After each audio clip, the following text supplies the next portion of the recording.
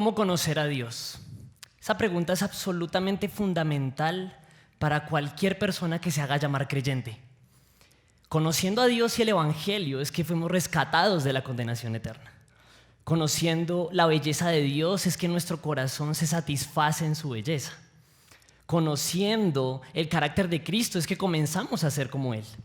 Esa pregunta se la han hecho todas las generaciones. Se la hizo Moisés, se la hizo David, se la hicieron los profetas, se la hicieron los apóstoles.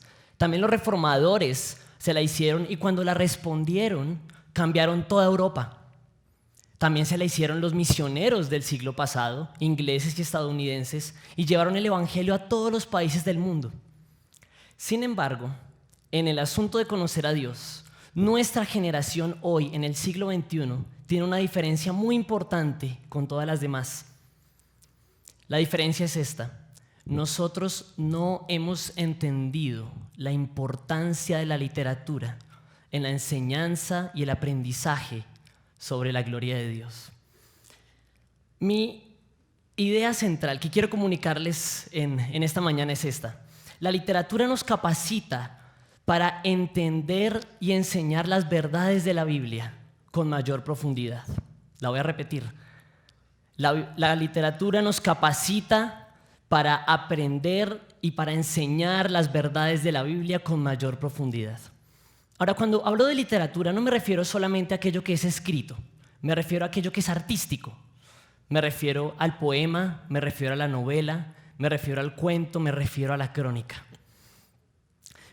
Para que se den cuenta que nosotros hemos ignorado este asunto, vamos a hacer un pequeño ejercicio. Ahí donde usted está, tómese 5 segundos y piense en 5 autores de ética cristiana. ¿Qué es ética cristiana?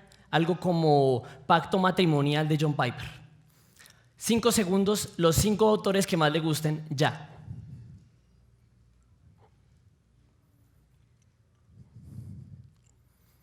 Bien, usted los tiene ahí en su mente. Ahora va a hacer un ejercicio similar con los 5 novelistas o poetas que más le gusten, que hablen sobre la gloria de Dios en este siglo.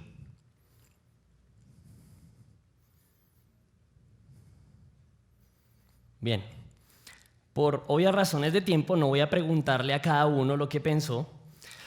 Sin embargo, estoy seguro de algunas conclusiones.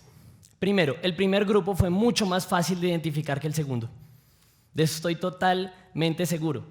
También estoy seguro que si usted pensó en gente del segundo grupo, probablemente incluyó a alguien como C.S. Lewis, aunque C.S. Lewis escribió en 1950. También estoy seguro de que si usted incluyó gente en el segundo grupo, esta gente no es muy influyente. Y si es influyente, su trabajo principal no es la literatura. ¿A qué me refiero? Por ejemplo, John Piper ha escrito poemas, ha escrito cuentos, pero su trabajo principal no es ese, su trabajo principal es la ética cristiana. Y estoy totalmente seguro de que si usted pensó gente en el segundo grupo, no son latinoamericanos. Eso que nos demuestra que hemos ignorado la literatura. Ahora, usted dirá, claro, pero es que yo soy muy edificado con un libro, por ejemplo, Radical, de David Platt. Pero mi contención hoy es que si las verdades de ese libro estuvieran puestas a forma de poema y a forma de novela, serían mucho más profundas y tendrían conexiones mucho más complejas. La razón es que la literatura es mucho más compleja que la sola explicación, a veces argumentativa. ¿Sí? Un poema, una novela tienen infinitas conexiones intertextuales y utilizan toda clase de recursos para construir esquemas de significado. Espero que todos los que están acá lean la Biblia. Y si usted ha leído la Biblia, usted puede conocer un pasaje como Apocalipsis 21, versículos 1 al 3. Y vi un cielo nuevo y una tierra nueva, porque el primer cielo y la primera tierra pasaron, y el mar ya no existe. Y vi la ciudad santa, la nueva Jerusalén, que descendía del cielo de Dios, preparada como una novia ataviada para su esposo. Entonces oí una gran voz que decía desde el trono: he aquí el tabernáculo de Dios está entre los hombres, y Él habitará entre ellos, y ellos serán su pueblo, y Dios mismo estará en ellos. Ese pasaje, sin duda alguna, no se puede leer de forma literal. Sería algo totalmente bizarro y extraño. Comencemos por la parte del mar ya no existe. Dígale eso a un costeño. Yo crecí con eso, o sea, yo amo el mar, quien no se ha metido al mar es delicioso, como que el mar ya no existe en el cielo. Eso es un crimen. Ahora, dice que viene una ciudad bajando, nosotros la vemos desde abajo, se ven los cimientos de la ciudad, ¿sí? Y además dice que es Jerusalén. Jerusalén es una ciudad que está en una montaña en medio de un desierto con gente rara que utiliza turbantes en una lengua toda extraña. ¿No sería mejor que viniera bajando Medellín con su metro y toda la cuestión? Ahora, nos dice que está ataviada como una novia. O sea que todo es blanco y con cadenitas o sea, el pasaje sería totalmente extraño si lo vemos de esa forma. Claro, allí hay que interpretarlo de forma literaria. El mar es una metáfora. Es el mal que separa a Dios de su pueblo y ese mal ya no existe. La ciudad santa, el lugar donde Dios ha decidido poner su presencia para vivir con su pueblo. Sin duda alguna el tabernáculo. Moisés nos habla de ese tabernáculo y nos dice que es la habitación de Dios entre el pueblo, ¿cierto? Así que es imposible pensar en Apocalipsis 21 del 1 al 3 de forma literal. Yo sé que al decir eso no le estoy enseñando nada nuevo. Probablemente usted ya sabía eso. Pero lo que es irónico es que a pesar de que lo sabemos, los escritos cristianos que utilizamos para edificarnos unos a otros no son así. Los escritos que nosotros utilizamos son explicaciones de un pasaje y saquemos aplicaciones de ello. Yo no he leído casi libros que utilicen esa intertextualidad y esa metáfora y hagan las cosas de forma osada, como lo hace la Biblia, para darnos significado. Y lo interesante es que ningún libro de la Biblia está escrito de la forma en la que están escritos nuestros libros de ética cristiana. La Biblia se compone principalmente de poesía, que es una extensión larguísima, se compone de narrativas y se compone de el género epistolar del apóstol Pablo, que eso es cualquier cosa menos un tratado. Eso está lleno de ironía, está lleno de regaños, está lleno de un montón de recursos fascinantes. Pero a pesar de que toda la Biblia está escrita así, la mayoría de los libros que nosotros encontramos en las librerías no son cuentos, no son poemas, no son novelas, no son narrativas. Para mí, el hecho de que toda la Biblia sea artística es suficiente argumento para que todos nuestros escritos fueran artísticos. Ahora, yo no digo que no sea importante leer una explicación por el pastor David Platt. Miren, yo tuve que arrodillarme delante del Señor por un libro como ese. Pero si hubiera estado en poemas, o sea, mi pregunta es, ¿cuándo fue la última vez que usted aprendió sobre misiones a través de poesía? Y al responderla, usted se dará cuenta que hay un vacío en la producción que estamos haciendo. Pero David, la verdad es que yo tengo a Cristo y solamente a Cristo crucificado. Yo no voy a utilizar estrategias extrañas para llevar el evangelio. Eso es falsa piedad. Eso es una faceta. Si es que el evangelio nos vino a nosotros en poemas y en narrativas osadas e irónicas. Los evangelios no pasaron tal cual están ahí. Claro que Jesús vino, claro que están los discípulos, pero los evangelistas son artistas y utilizan toda clase de recursos para mostrar sus verdades. Si yo pensara en términos personales, hay gente que se considera lectora de C.S. Lewis por haber leído Narnia. Narnia es un libro para niños. Claro, los niños de ese tiempo son más inteligentes que los adultos de hoy, eso es totalmente cierto. Sin embargo, C.S. Lewis escribió muchas más cosas. Entre ellas escribió una novela corta que se llama El Gran Divorcio.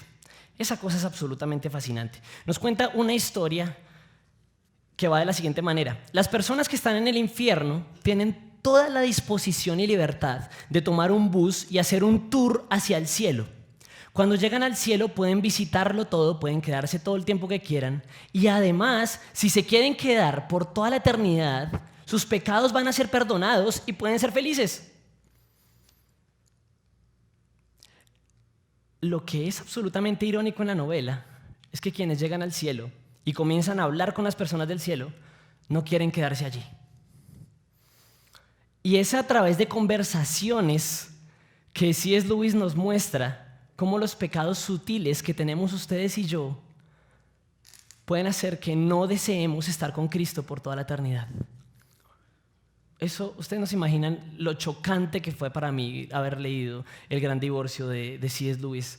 Ahí fue cuando yo entendí realmente, sin necesidad de explicaciones, sin necesidad de hacer todo literal, el verdadero significado de cuando Pablo le dice a los romanos que los judíos tropezaron con la piedra que es Cristo porque no quisieron creer en la justificación. Una cuestión del corazón. Yo leía eso y yo no podía. De verdad, era algo chocante. Sueño cuando eso pase en este siglo y pase en Latinoamérica. Ahora, para llegar allá, ¿qué hay que hacer? Bueno, muchísimas cosas, pero una de la que estoy seguro por donde hay que comenzar es que hay que comenzar a leer literatura. A ver, David, yo con mi trabajo, usted probablemente no tenga nada que hacer con su vida, yo sí, y yo tengo mucho que hacer, yo no tengo ni tiempo para leer mi libro de R.C. Sproul sobre la santidad de Dios. ¿Qué me va a poner a leer una de esas novelas que han publicado todos esos autores colombianos aburridos? La pregunta ¿es más importante leer la santidad de Dios en R.C. Sproul o una de estas novelas? Esa es una pregunta difícil. Pero déjeme respondérsela con un ejemplo del aprendizaje de idiomas. Todos aquí aprendieron español, espero.